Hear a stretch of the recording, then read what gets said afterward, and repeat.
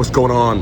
It's your boy Preston, Fat Samurai Guy from the Movie Dojo podcast, hanging out with my brother from another mother, director Billy Hanson, that's right, author, Bone Cold Son, represent Well Go USA, and we are here at Big Motherfucking Bad Film Fest, son. Yeah. That's right, representing martial arts and action cinema. That's what it's all about. Yeah. That's right. Look, we got the shirts to prove it. Oh, son. Yeah, we're Oh, yeah. Oh, sorry, let me wait. There you go. Strap here. There you go.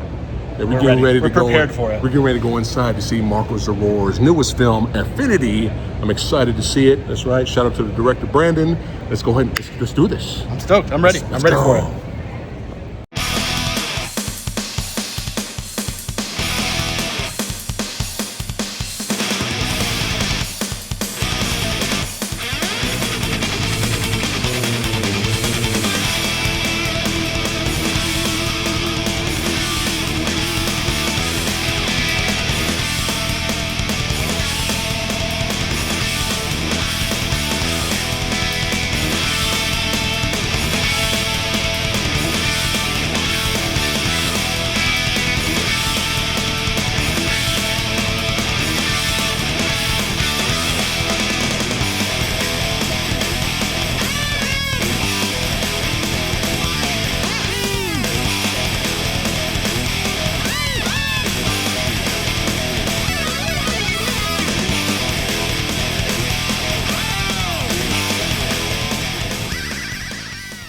Yo, it's about to go down. I'm ready. Are you excited? I'm excited. Let's do this. I'm ready to see some punching. And kicking. And kicking, headbutting. I assume some throwing. Stabbing, tongue shooting. I want to see blood. Let's Really. go. Let's go. More blood. Welcome back. Yeah. So long again. Thank you for coming to our screening of Affinity today. We're very lucky to have director Brandon Slagle with us, as well as a few other members. Yeah. All right, everybody. Thank you for coming out to the world premiere of Affinity. This was actually a passion project of Marco Zaror's that he had sitting for 6-7 years, and then he did John Wick 4, and suddenly people said, "Here's money." It's funny how that works. Anyway, this is an interesting movie, an introspective movie, kind of like a 90s anime with a lot of ass kicking. So I hope you enjoy it. Thank you. Please stick around for Q&A after.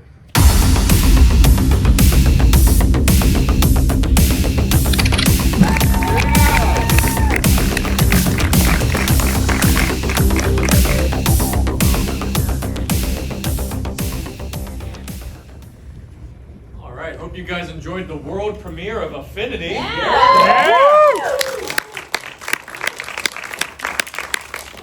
It's a real shame the title Long Legs was already taken. We're going to bring down the director, Brandon Slagle.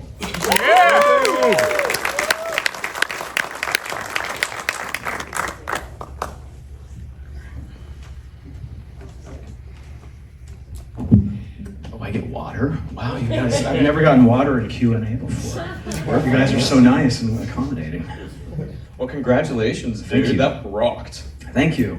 Thank you. This is actually one version past I've seen because the post team in Brazil was still working on the sound and some of the ADR and everything. And I was sent the last version, but I never watched it because I wanted to watch it here with you guys. Well, I kind of just wanted to get right into it. Yeah. I'm curious about, because you said this was a Marco passion project. Yes. So how did it come together for you? I'm curious, like how you got involved, and also, one of the more striking things about this, other than, the fighting and the cinematography, is how international the cast is. Yes. Between Marco, Louis, Brooks Arms, Jane. Brahim. Let's not forget Brahim Chop, who was the villain from, he choreographed Monkey Man and worked on a ton of other things. I think aside from our villain, Ego Makitas, who's here, and the producer Adele, who fortunately is dropping his kids off at college, that very few people that worked on this movie live here. How did you? That's right. We were talking about relevant things. So Marco had this project for a number of years, and he had written couple of different versions with different writers. He originally developed it with a director named Daniel Zerilli, who unfortunately is no longer with us. They did a movie called Invincible together. And he'd been trying to get it done forever. And then he did this small independent movie called John Wick Chapter 4. And You guys heard that? no, I don't think anyone has. So after he did that small independent movie, somehow he was able to get funding for this. I don't know how that happened. I really don't. That's awesome. So, gonna, for the audience, of course, jump into some of the fun action stuff. So, obviously, there's a ton of crazy camera moves overall. Yeah. But the one when I first started watching it, I was curious about because that opening fight in the alley post drugging, there's a lot of really fast arcs, like whips that are around people. Where I was like, is this a crazy nimble person just sidestepping, or do you get some specialty stuff to get those? It's a crazy nimble person sidestepping. Fuck yeah, that's awesome. Nico De La Ferre, I know I'm butchering it, sorry Nico. He's a DP I've used for all the projects I've done in Thailand. The other DP I've used in America, Michael Su, is here. I only like these two guys, no one else. Nico shot, actually I directed Nico's first movie that he shot called Battle for Saipan about 5 years ago, which was a World War II movie that I turned into a martial arts movie because that's what I was interested in, and then it was marketed as a World War II movie and not a martial arts movie. Anyway, Nico went on to shoot Prisoners of War opening night film. He shot that. He shot Diablo with Scott and Marco, but he's really kind of inhuman. He has gigantic forearms, and he just sort of he'll watch the choreography, and then you see him doing all this. You see him doing equations in his head. And then he just follows it. It's pretty spectacular. He told me that he learned from a roommate that he used to have that actually shot all the previs for Black Panther. So that makes a lot of sense that he's worked with Marco before. Yeah. The camera and Marco. This was the first time actually, and then he was hired. Ernesto hired him from Diablo.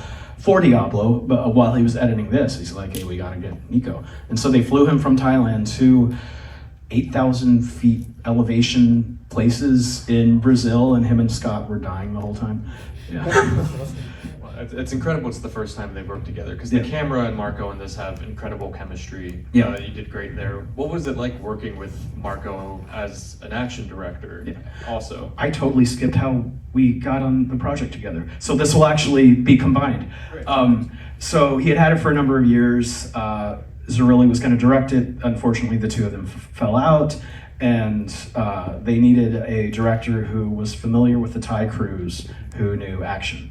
And I had done 2 movies in Thailand at that point. So a friend of mine, a writer named Chad Law, who some of you may know, hooked me up with the producer Adele Noor, not Future, but someone else named Adele Noor. His credits are combined on IMDb. And then Marco and I had a 3-hour phone conversation about everything but this movie. And we got along. We spent 6 months on Zoom working on it. My now ex-wife used to call us boyfriends. And we really Marco as a producer and me as a director had a shared vision for how it should be with a kind of heightened feel. Like it could be in the future, it could not. It says Thailand at one point, but it could really be like any metropolis. It's kind of nondescript. So really, we had he had been working on a lot of the choreography for years. We had the Tony Jaa stunt team doing all our previs and everything, who were just great guys. Incredible. Shout out to Run, King, and Pep. Anyone who knows Thailand, everyone has single syllable nicknames. It was, I introduced him to Nico, so that the 3 of us really were like a hive mind. We knew exactly what we wanted. We mapped the entire movie out at every location before it's shot. And aside from a financer kind of disappearing, it was a very, very smooth process. This kind of ties right into what I was going to ask. You have a lot of very long unbroken takes. And Yes. It's awesome. I was just curious, is this a staple of yours, or is this something you wanted to really try and approach this movie with? I've done it more since in the last few years, and really it's something that if you don't have the performers that can do that, you shouldn't do it, because then it's not good. So I did a few of them in Battle for Saipan with Lewis, actually as the lead in that, and a couple in a movie called The Flood that I did in Thailand. That is not a good movie. It's no one's fault. It was a tough shoot. So it's really like if you have someone who has the ability, if you have a cameraman who can do it, if you have a lead actor who can really do the shit, and stunt people who are capable, then do the unbroken takes. If not, just focus, because you're going to take the audience out of the movie if they can't pull it off. So if not, you don't do it because you lose them. But yeah, it was designed that way. Obviously, these people can do this stuff. Clearly. One of the more fun parts of the movie is there's a lot of humanism in this movie. The camaraderie there between Marco and Lewis, I really love. You've worked with Lewis before, so you've talked a lot about how much trouble you guys can get into. Yes. Did he show up? Is he here? No. Okay. Well, I'm on good behavior right now, so apparently Lewis is not here. But I believe that's their first time working together. But their banter together was great. Yeah. Did any of that have to be worked on, or did you just kind of let them run? Because there's a lot of takes in there where you just kind of let them yell at each other in the restaurant. And actually, the thing in the kitchen, that's just one long take. It was so like cinematic, just as a master, that I went over to the AD and I'm like, hey, you're gonna hate me for this, but we're just gonna stay on this angle until we get it. And it ended up saving 2 hours. But also it became kind of this interesting thing that really just shows the dynamic of their relationship. I forget who it was, but someone else was originally gonna play Joe. And while we were putting together casting, Marco goes to me, he's like, that friend of you and Scott, the one from Debt Collector, we need him. And he showed up looking just like Sue from Debt Collector. Maybe it's part of the Sue-niverse. We don't know. But a lot of it's pretty scripted that way. Lewis would come up to me and say, hey buddy, you think I can do this, and throw him off. He likes to do like a little Elia Kazan stuff and throw curveballs at people that end up getting really good results. Like we got Marco to shed tears 2 or 3 times, which a lot of action guys who are 6'3" and stuff, they don't do that.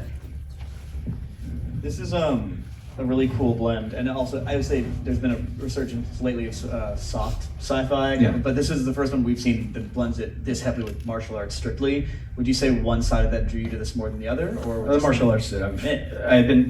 I came from horror, and it's slowly been moving into sci-fi and action, and it was really just a matter of having the right personnel and performers in front of the camera.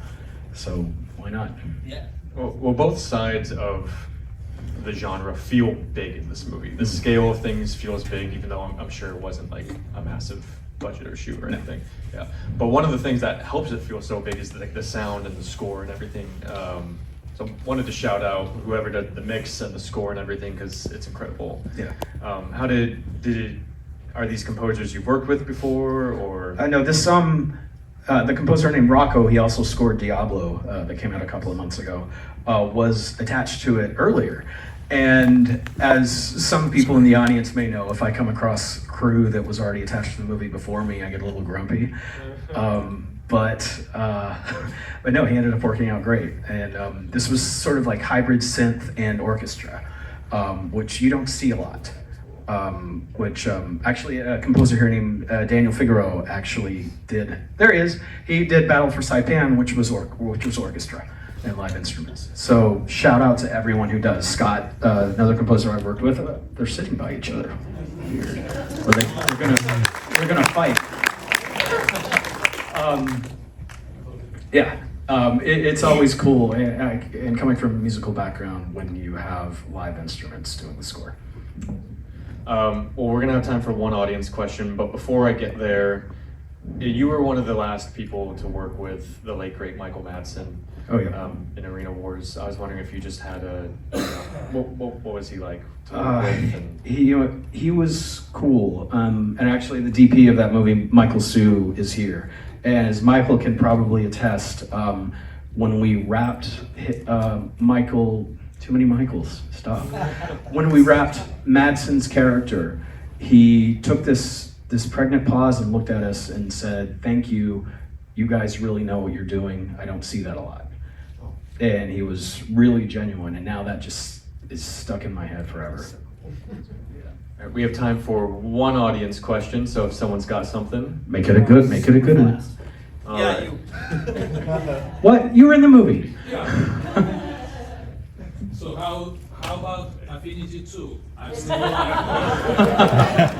mean, it would be about wait, you were live, that's right. alive, thank you. Oh. Yes. Well, maybe we can do a prequel, but cast Jonathan Rhys Meyers as you or something. I don't like sequels. I'll say Well, that. congratulations on a very original, very kick-ass movie. Do we know when this one's coming out yet? Yeah, but Welgo said don't tell anybody. Ah, It comes out next month. Hey. Around a month from now. awesome. Well, around. Then everybody in this room, tell everyone else to go see it. It kicks ass, and we'll see you in the next one. Thank you very much. Thank you.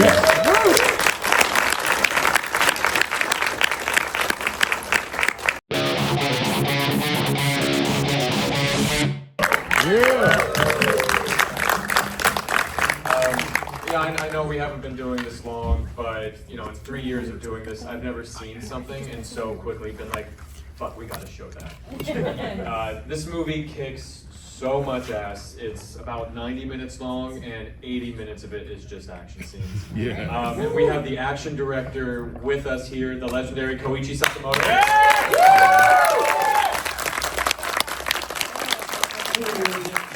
After the film is done, so please stick around. You're not going to want to miss that. I just hold on to your butts. I hope you already have your drink because you're not gonna want to miss a minute of this. Enjoy. It's an entire minute of fighting, so. I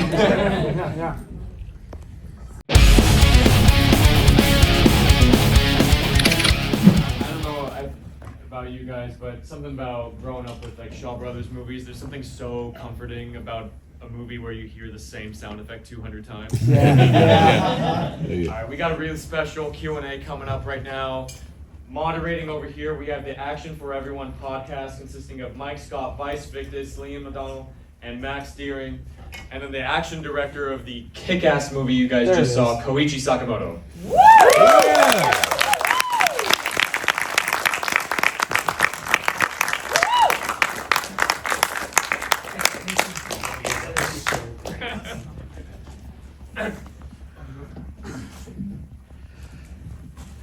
All right, well, so that was a whole lot of kick-ass, wasn't it?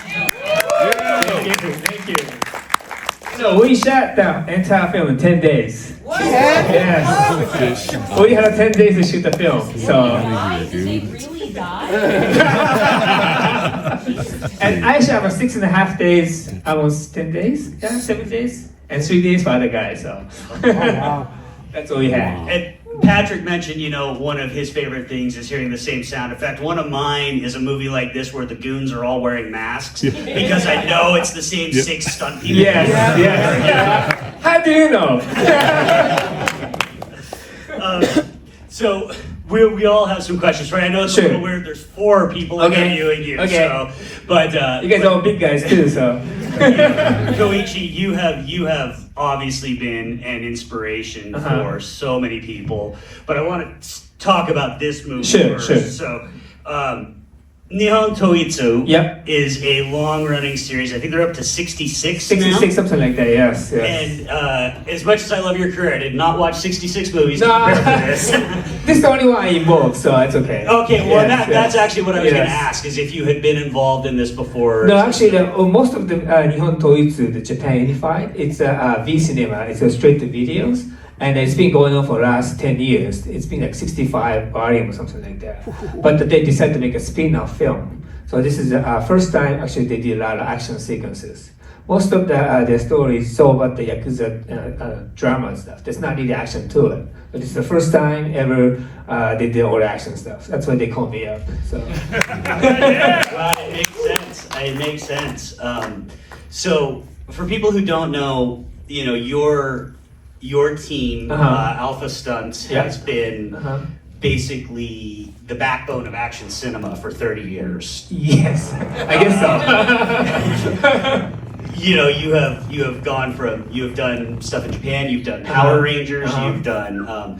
So, tell us a little bit about your philosophy as far as action choreography and directing goes? Okay, my philosophy for for action stuff, it's all about the rhythm. Because if the rhythm action is all the same, it's always the same beat, you get bored.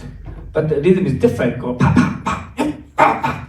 Then you listen to the music. It's like if the rhythm is different, you don't get bored.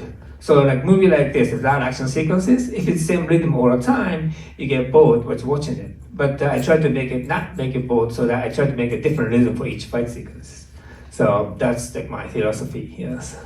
And it shows in all of your work. This isn't the first movie you've done that's 80% action. We were talking before, Broken Path is another one that's very much like this. It's 10 minutes of story and 80. And you do the same thing in that. Yes. You change everything up. When you are choreographing for specific actors, do you, not just to change up the fights, but do you work with them to find a style that matches with who they are? Definitely, yes. Because I also studied a lot of different martial arts for the filmmaking, so that when I work with actors, I try to find out what he or she's good at. If she's very flexible, he's very good for hand techniques. We try to come up with a special fight sequence for these guys. Because it's very hard to teach someone who doesn't know Kung Fu. You're a Kung Fu master for this film. It's very difficult. You can't really learn Kung Fu in a couple of days, right? So you just have to find out what he or she can really do. Then we try to extend that, what he's good at it, what she's good at it. So by doing that, I have to know all different styles so that I can sort of incorporate different techniques in here and there for these teach all actors and stuff. And given the stuff you do, you're doing a lot of work with non-martial artists, especially in sort of your tokusatsu stuff. The suit actors are obviously trained, but the actual actors are very often not martial artists, yet you somehow manage to make them look amazing too. What is it like working with somebody who, like you said, isn't necessarily trained? How do you make them look so good? It's about camera technique, camera tricks, and also using the stunt doubles for the dance. But you can't really see the stunt doubles. Because if it's too obvious, it's a stunt doubles. But they don't make it too obvious. You just make it look like he's a real person, so that when I shoot it, I don't need to look for the angle where they, try to hide his face all the time. I try to make the camera angle for the best techniques for the film. The people watch the technique, not so much of the face that time. So I use stunt doubles for that. So that, but I have to push the actor to do to the maximum he can do or she can do, so that audience can believe he's doing everything or she's doing everything. So that if you double everything, it's not believable. So that we try to make the act as much as possible. Then we just have a stunt person step in, just do the difficult tricks or difficult falls or painful stuff. So then we combine with that camera angles or specific camera angle for the certain techniques and sequences. And I just decided to edit it on the set. So I don't really shoot this way, shoot that way. That's going to waste time. So that I decided on the set, when I say the choreography, that I pick the camera, okay, this from 1 to 4 is from this angle, 5 to 6 is this angle. I just try to edit on the set all the time, so in my head. So it was a great film, it's incredible. And one of the things I always, over the years, generations now, we see so many different martial arts styles in movies. In the early 2000s, Ong Bak with Muay Thai, and then of course Indonesia with the Raid and Silat. So we have here some great, almost classic, old school kind of mix here. The capoeira, the grappling, the kung fu itself. How did you decide? Was that part of was that a character decision to you wanted to write that we have these specific types of goons, or did you want to showcase your actors, your stuntmen? How did those specific styles come about for this film? What happened is the producer who's also playing Renji, the Motomiya-san. Yeah, he's an executive producer for this too. He's also a martial artist. He does, jujitsu and that kind of stuff too. And he said, "Well, I have an idea to having all these yakuza guy fighting against all different kind of martial arts. So can you bring in all this talent? And they're supposed to be international mafias." But as you know, we have limited talent in Japan, so I have to find out that some person can be stunt person, but the most of guys, you have to really bring in someone who can do Muay Thai or Jiu-Jitsu or Chinese Kung Fu and stuff.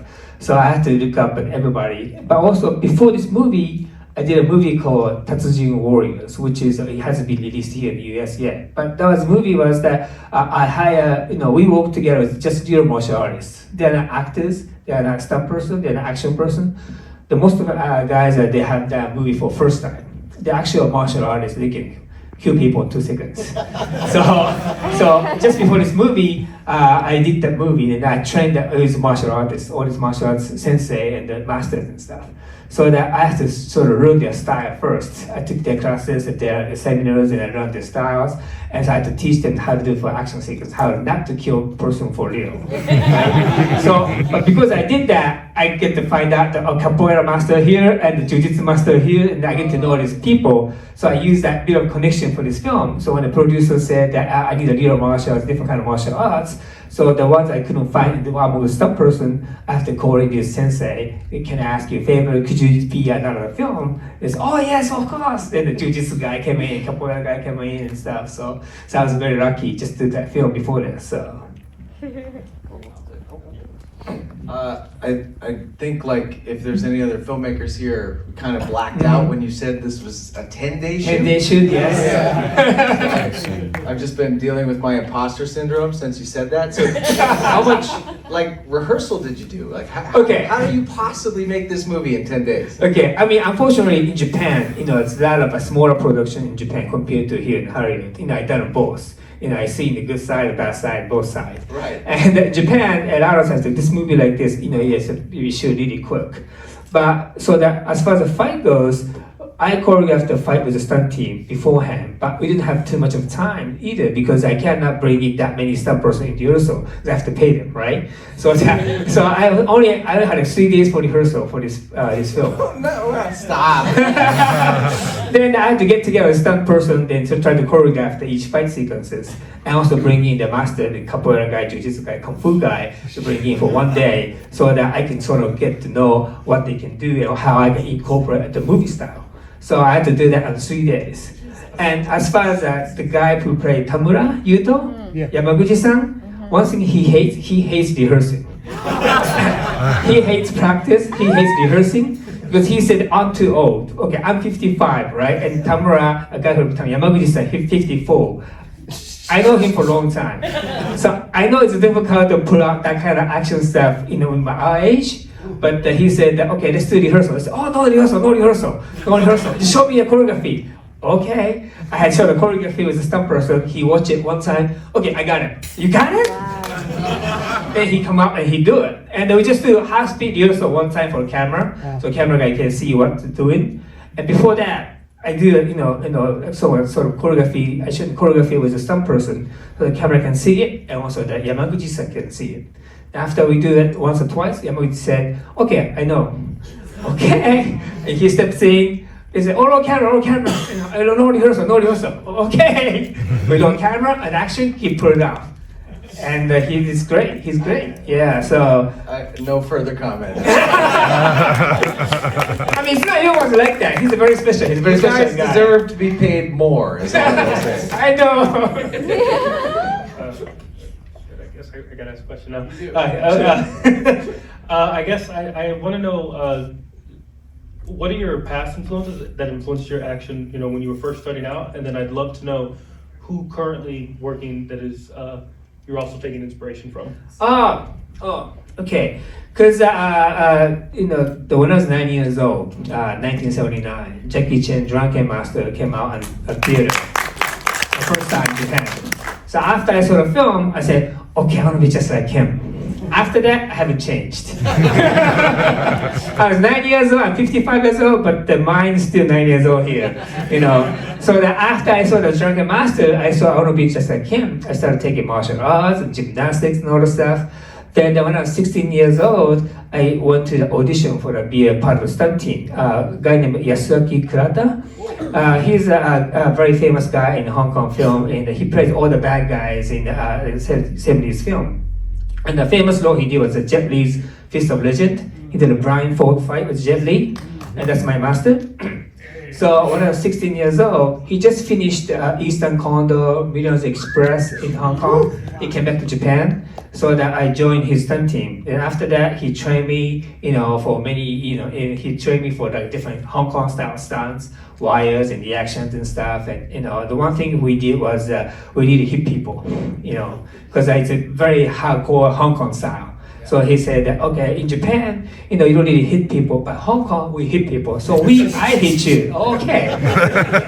So that we learned really hardcore style and when I was 16 years old. Then I started doing the stunts. Then, so that, my inspiration a lot come from Jackie Chan and also from my master, Kurata Yasuaki.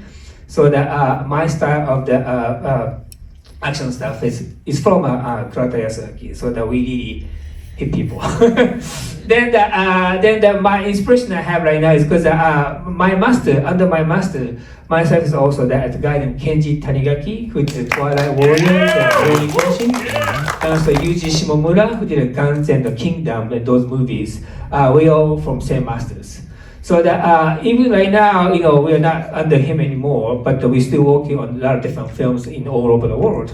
So that we see or film each other, we sort of talk to each other sometimes, and we sort of, we're a good friend, but also that we competing each other too. So that, but I'm a senior, so that I can be bossing around, oh, you did pretty good, oh, you did pretty good, But it's good to have friends like this because we study from same masters, and now we're working for different. Kenji works on Hong Kong, and Yuji works on different stuff, and I work on tokusatsu, and we work in different field. But we sort of, and sort of like we inspire each other all the time. So awesome. Yes.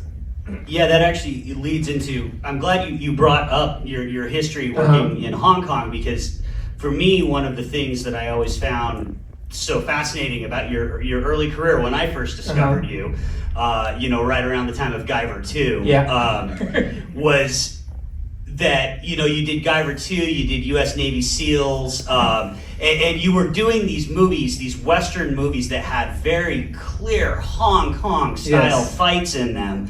And then I found out that you were actually Japanese, and so it was this amazing, sort of accumulation of action styles. And then you come and work in the West, and you're working with guys like Scott Adkins, and you're incorporating all their stuff. And I think that's what makes this wave of you and Kenji and Yuji, you guys are so fascinating because you have no style. Your style is no style. You adopt whatever works for the part, and it's always, I think, genre defining and always cutting edge. It's absolutely wonderful to watch. Thank you. I mean, we try to get incorporate a different style all the time. So we are always learning. We learn new stuff every day. Just a couple of days ago we watched the movie here, and we learned that from that too. So that it's not like we know everything. It's like we don't know everything yet. We're still learning because there are new kids gonna have that action too.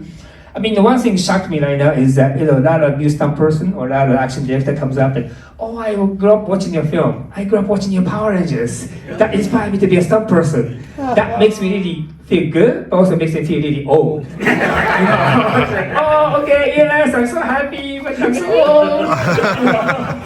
Luckily, I was already old at your movie, so we're good. No, because when I did a Guyver 2, I was 22 years old. Yeah. So, yes. And I remember when that movie came out, it was such a weird revelation of this style. Obviously, also where Yuji performs. I believe it was Yuji that performed the famous Guyver kick, and so it's. But I wanted to also talk to you about one of the things that I always want to ask filmmakers is when they have, and this is, sorry guys if this is a little in the weeds, but Seiji Takaiwa, for those who don't know, Mr. Kamen Rider, you have worked with him for decades at this point. Yes. What is the shorthand between somebody that you've worked with that much? What is it like, that process like at that point? It's like, because Seiji Takaiwa, he's a famous suit actor. He does a lot of Kamen Rider shows, but now he does his own acting too. But he's from a Sunny Chiba school. So the Sunny Chiba, my master, Kurata Yasuaki, they used to be sort of rivals, So Seiji Takaiwa learned totally different style because Sunny Chiba is very different style than my master does. So that when we first worked together, it was sort of interesting to find out. We're all in the same action business, in the stunt business for a long time, but we have totally different style. So actually that inspired both of us too. So I started working called Kamen Rider W, which is 2009. And that was the first time I worked with Seiji Takaiwa. Then I realized how talented he is, not just doing the acting stuff in the costume, but also doing all the stunts. Because we grew up at the same time. So back in the 80s, we watched all these hardcore Hong Kong films. So we all study all this how to do all these stunts. So that he was a suits actor, but it's not like he's into just doing this hero action stuff. He wants to do more of the Hong Kong stunts also. So that I was impressed by how he's approach to the action stuff. Not just being the Kamen Rider, but he also do all of the stunts. Doing the suits acting, also doing the stunts are two different things. It's in the same action business, but stunt person, we don't really want to go up to the camera and talk and have a dialogue, because I prefer die, because I don't want to do a dialogue because I feel so shy, but I like to die in the film, so it's two different things. A suit actor, they like to be, seen in, like this, but, we totally different things, but, we had a lot of things in common. So after that, we worked together all the time. Now he quit doing the suits acting, but he's now actor. So I had him brought in my film as a lead actor called Sleeping Lion. And we had two movies of that, and it was really great because he knows everything. He can act, he can fight, he can do all this stuff. So if you have a chance, please watch it because he did a really great job. And we grew up at the same time, so we both like Jackie Chan. So that homage for Jackie Chan on the film too. So yeah, I can second that. Sleeping Lion is an amazing movie. Thank you. So I do have to ask, and then I'll hand it back to these guys. One story I've heard about the Power Rangers days is that Alpha Stunts was so dedicated to doing a good job that you guys would sleep on set so that you could get up in the morning and do choreo. Is that true? That was not from Power Rangers. I mean, of course, we dedicate for Power Rangers, but also the movie called Drive. Yeah. That was Mark Dacascos. So again, the Drive was in our American film, but still we didn't have too much a budget. So we have a limitation for the crew; they can only work for certain hours. So we brought in second crew with the main crew works from the 8 morning to maybe like 7 or 8 at night. They had all the crew went home, but we have a new crew coming from 8 o'clock to 8 p.m. to next morning 8 a.m. So that our stunt person ourselves. When they still went shooting drama, we take a nap on the set like this. Well, we choreograph the fight on the set. So that when the crew went home, the new crew came in, we wake up and we do all the fight sequences. So that the Mark Dacascos in the beginning, he wanted to save energy, so that he wanted to, take a less, of some of the action stuff. But after he saw Left Cut put together, he said, "No, I don't want to go home anymore." So he was same page. He was like, he's very gung ho. He was keen to do all action himself. So that it was kind of amazing that lead actor for the film, he sleep on the floor with us like this, and they wake up and do the fight sequence, and we shoot. We didn't sleep. We didn't go home for a couple of days or a week or so. So it was the rumor was true, but it was for a Drive, not for the Power Rangers. Gotcha. Good to know. I appreciate you correcting. I was just gonna say the first film I directed was Beyond Skyline, and it's a lot of suit acting and martial arts, and a lot of people would always say, "Oh, is this Guyver Dark Hero inspired?" And I actually hadn't seen that movie yet, but I grew up on Power Rangers, so it was the same source because it was inspired. Yes, by Power yes. Rangers. And so that martial arts and then having this kaiju element, I think, just inspired an entire generation of filmmakers, and I just wanted to thank you for that. Oh no, thank you. See, you made me feel old again. Well, yeah, I'll give my thanks as well. 2 years ago, I was in the hospital. My heart's almost stopped. Last year, I started Shotokan karate. I'm in my 40s.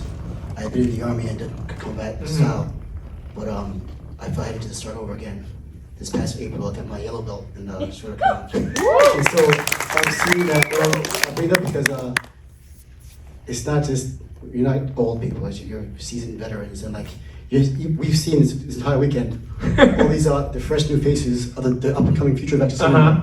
But you guys are you're still the masters, you're still the kings. Like it inspires old guys like us to like keep going. So I remember from way back when I was a kid watching Power Rangers here. From way back when I was a kid watching your Sentai stuff now to now, seeing you in your prime, not even still, you're still going, doing things gives me inspires me as well. I try. Patrick, where are we on time? Two more Sure, questions. sure. Let's take a couple of audience questions. Yeah. Yep. I want to know because you're so used to working on a strict schedule. It's not my choice though, but Right. So that's my question is, do you feel like at this point in your career that you work better under pressure, or do you still prefer to work with more time? No, of course, if I have more time, yes, that'd be great. I can use more time, and so I can get on to bigger, better film, whatever. But thing is that, it's like when the audience, when they see the film, they don't really know how many days we spent on the film, right? So that we all equal. The big Marvel film or whatever small film we do, it's all equal. The audience sees it in fresh eyes, right? So that we don't want to have audience disappointed by watching our film because of this is we can't really say this was shot 10 days for everybody, right? So that my thing is that to work on the film doesn't matter how big the size is. Of course, if I have more time, it'd be great. But even though I don't have time, I try my best so that I can have an audience to enjoy the film. So that was our attitude. So that of course, yes, I would love to have more film. I mean, for the days or the money or whatever. But if I don't, it doesn't mean okay. I want to use 100% for my skill. Every time any project, I use 200% of my skill. So, yes. Thank you. Frank. All right. Well then. Hi. Oh yeah, there you are. Sorry, I got God's flashlight right in my eye. I really enjoyed this. Thank you. It's fantastic. But I was wondering about the protagonist really goes through the ringer here, and it felt like he kind of got slowed down, almost went into like a berserker, mode as he got more injured and hurt. And does that influence the choreography at all? That sort of arc of the character physically? Yeah, it's what happened was because of this movie. The difficult thing was that the Yakuza guy, he's not supposed to be a martial artist, so we couldn't really have him do other stuff. But the thing is that the story arc is that he's really dying to find out his body is. So that he's been tired, but he get hyped again, just by he's getting closer to him. Then at the very end, when his friend, he didn't rescue him, but he rescued himself. But when he came out, when they team up together, that brings him more energy up. So that when I talked to Yamaguchi-san, he said that he didn't want to be a superhero. He wants to be a more human being. He wants to show the pain, he wants to show the age. That was his intention. So that we try to incorporate his ideas for the choreography. So that every time we do something, he's tired, he's hurt like this. He tries to get up. And a lot of things that sometimes that after he beats up the guy, he punches the guy out. Before he moves, or even the dialogue scene when he's talking to another guy, he stabs the guy and stuff. That was not part of choreography. It's all from him. So that sometimes the stunt person, he thought he's there like this, so he gets hit again like this. So sometimes he takes the sticks, bang, he hits the guy on the floor. I was watching the monitor, I said, oh shit, he did that. That was, the Yamaguchi is a very unique guy, and he's got very, very unique character, so we all love him. But stuff like this that makes his character. Then I don't know if I'm answering your questions, but yeah, okay, thank you. The absolute fucking legend, Koichi Sato. Thank you very much. Thank you.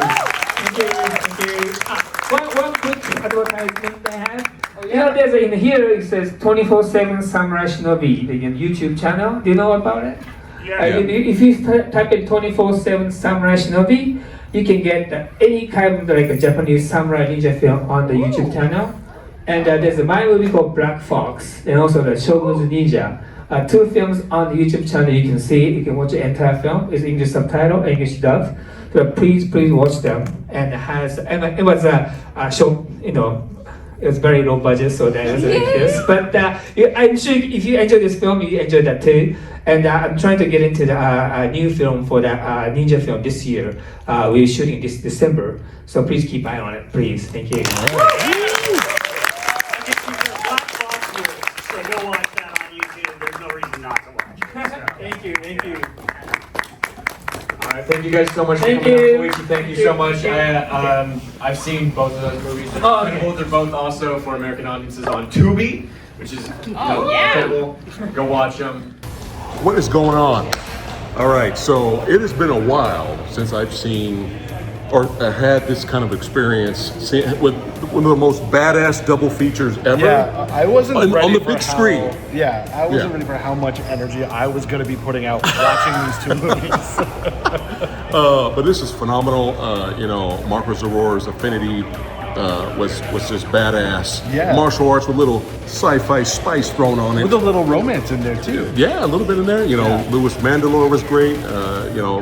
Director Brendan Slagle, shout out to him. He did a phenomenal job. Yeah, the soundtrack was really good too. Oh, It's yeah. like a synth wave. Yeah, I want to kind of look vibe. up that soundtrack. Oh yeah, really good. And But- there were moments in that movie that like had the audience jumping up and cheering. Oh, yeah. and Yeah. everyone in unison too. The Yeah. same exact moment. It was awesome. Yeah, Marco did a move where I screamed. I screamed in the theater. I was like, oh shit. Yeah, Affinity was phenomenal. Make sure you guys check that out when it gets out there. But right after that, we ended up watching Isolated, Yeah. and it is even more badass. I don't think I've actually ever they're both equally badass, but for different reasons. Yeah, I've Yeah. never seen that many fight scenes in one single movie. The number of times a mob of dudes with weapons showed up, it was awesome. And we were almost laughing because like, all right, let's go again. Yeah, and yeah. then we would go again and it would be just as hard and just as awesome. There was some legitimately funny moments in the movie as well. Yeah, I was surprised. I was laughing through a but, lot of it like, in the best way. It's a 90-minute movie, okay? But 80 minutes, it's like 80 minutes of pure adrenaline rush. Yes. Just Yes. dirty, gritty, just I mean, my face Violence. hurts a little because I was smiling at how many times people were getting punched and kicked in the face. Yeah. For both films, the audience cheered, Yeah. clapped, everybody left with smiles. Yeah, man. So, hey, right here, Big Bad Film Fest, baby. This is where you need to be. Yeah. All right. The hype is real. The hype is real. Every single person in that theater was leaving, clapping, cheering, We're going to be laughing. here next year, definitely. 100%. Yeah. Take care, guys.